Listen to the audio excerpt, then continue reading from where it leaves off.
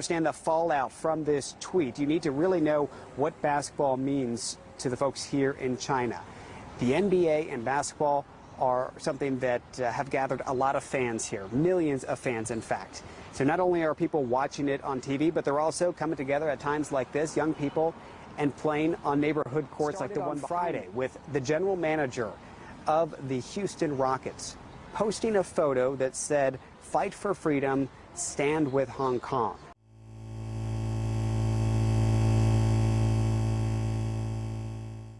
Welcome back to Andrew Says. I wouldn't lie to you, except for maybe this once. China has cut ties with NBA team, the Houston Rockets, because their general manager dared to support Hong Kong. All he did was tweet this out. This image, that's all you're seeing on your screen, that's all he did. Fight for freedom, stand with Hong Kong. Now, it has sparked a ton of sadly predictable driveling from the NBA and its cohorts, those who have business there, and you would think that a war just started, that because of what was said, a nuclear war is about to be on the brink. DEFCON 5 for China and the NBA, scrambling and squirming the NBA, just trying to find any way to salvage their billions of dollars that they're probably losing from this.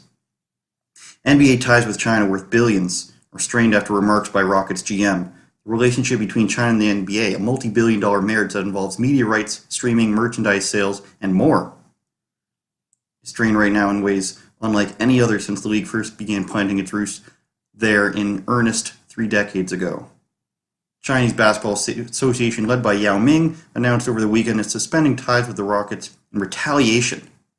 That wording, retaliation, for Rockets general manager Daryl Morey's tweet that showed support for Hong Kong anti-government protesters. Yao spent his NBA career as a member of the Rockets. Crazy stuff there. Retaliation. Then from MSN, the chief communications officer for the Rockets, quoted as saying, "We recognize that the views expressed by the Houston Rockets GM Daryl Morey have deeply offended many of our fans and friends and fans in China, which is regrettable. While Daryl has made it clear that his tweet does not represent the Rockets or the NBA, the values of the league support individuals educating themselves and sharing their views on matters important to them. We have great respect for the history and culture of China and hope that sports and the NBA can be used as a unifying force to bridge cultural divides and bring people together." See, that's it right there. This is crazy stuff. They say they care about the players, care about their opinion, but as soon as somebody shares a photo of supporting Hong Kong, it's, we're regrettable about this situation. China has great culture and we respect its history and its culture and it can do no wrong. It's ridiculous. You don't do these things for LeBron. You don't backtrack when he's talking trash. They even mentioned in their NBA 2K games, they lament about how great it is the players are educated on cultural and political topics and how well informed they are. They go out of their way to mention that in a video game. And they support everything they say. But now all of a sudden, we must be mistaken because we've said something that China doesn't like. Oh, sorry, China. Hate that we've upset you by saying we support freedom and democracy. Our bad. So then you've got people like Steve Kerr, who's always tweeting and commenting on video about the president and Donald Trump and stuff like that. Here's an example. I don't have a problem with this. I mean, personally, I don't want to hear political opinions from athletes or people in sports. I think it's a bad business move, as we're seeing here. But it's fine. I may agree or disagree with you. Have your opinion. I don't care. So surely Steve Kerr must have something to say about this, shouldn't he? Actually, I don't. I mean, it's a really bizarre international story, and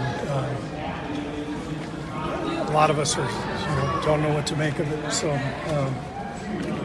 it's something I'm reading about, and just like everybody is, but I'm not going to comment further than that. Of course he doesn't have anything to say. Why? Because NBA personnel have clearly been told to not say anything that might mess this up anymore.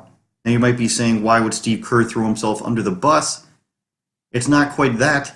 I don't think he would be throwing himself under the bus. It's the fact that he has an opinion on almost anything, but now once his money or the NBA's money is at risk, all of a sudden he's silent. So it's cool when nothing bad's going to happen to you to express your opinion and say people are stupid or whatever. But as soon as money's on the line, your integrity has suddenly disappeared, and opinions don't matter that much to you. So it can't be both ways. It's got to be all or nothing, in my opinion. So, of course, the Rockets GM issued an apology through a tweet, of course. And it goes like this. I did not intend my tweet to cause any offense to Rockets fans and friends of mine in China. I was merely voicing one thought based on one interpretation of a complicated event. I've had a lot of opportunities since that tweet to hear and consider other perspectives. I've always appreciated the significant support of our fans and Chinese sponsors they've provided, and I would hope that those who are upset will know that offending or misunderstanding them was not my intention. My tweets are my own and in no way represent the Rockets or the NBA. So complete groveling here, of course. How dare I express a photo about Hong Kong? I don't understand the event. I would hope that you do if you're going to be the GM of something and put this out to all your followers. But at the same time, there's no way that since you've tweeted this, all of a sudden you completely understand the other side and your opinion has changed. Keeping in mind, of course, this is all just about one photo, and if you dare question anything that the Communist government of China does, then this is what you've got coming to you. So athletes and NBA players are free to criticize their own president. They can call owners and coaches racist. LeBron called Phil Jackson racist. Of course, there's the Donald Sterling thing, which I would agree with, that he's a crazy person.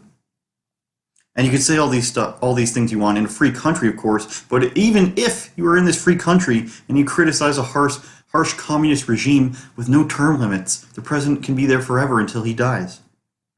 That warrants apologies and backtracking, etc.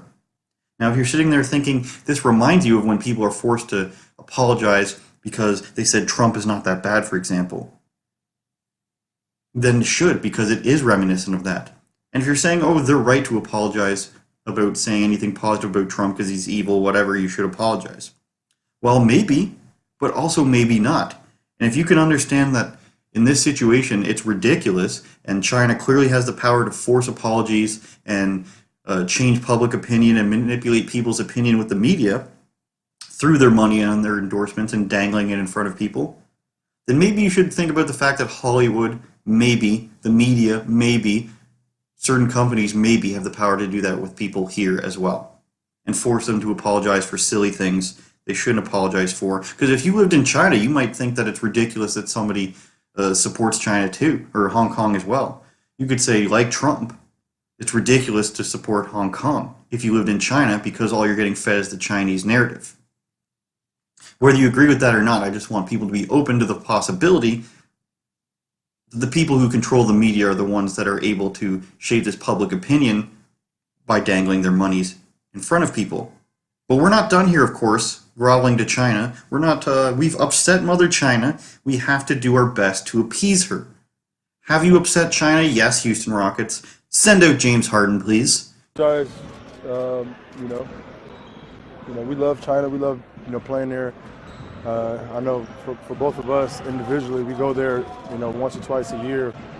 They show us the most support and love. So, we appreciate them as a fan base, and we love everything, they're about, and we appreciate their support that they give us individually and as an organization. So, we love you. So sad, so weak, and maybe Harden just got asked a question, and maybe he does like China. Maybe he just enjoys it there. But you have to believe that there's PR people working here saying either don't answer these questions or answer these questions this way. There's no way the NBA, given this nuclear holocaust situation that we're under here by disrespecting China, that they have PR people all over this, especially with the Rockets. They've sent out their top brass for this. So I don't believe it. The NBA has to grow a spine. They have to stand up to things like this. And if they're truly going to support their players, then they can't be groveling.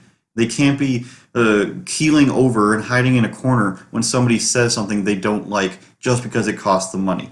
But sadly, that's where we are. If it costs them money, it's no good. If it doesn't cost them money and it's a cool thing to say on Twitter, no matter how right or wrong it might be, then that can all be okay, that's all kosher. But as soon as you upset one of our broadcast partners, well, that's just unacceptable.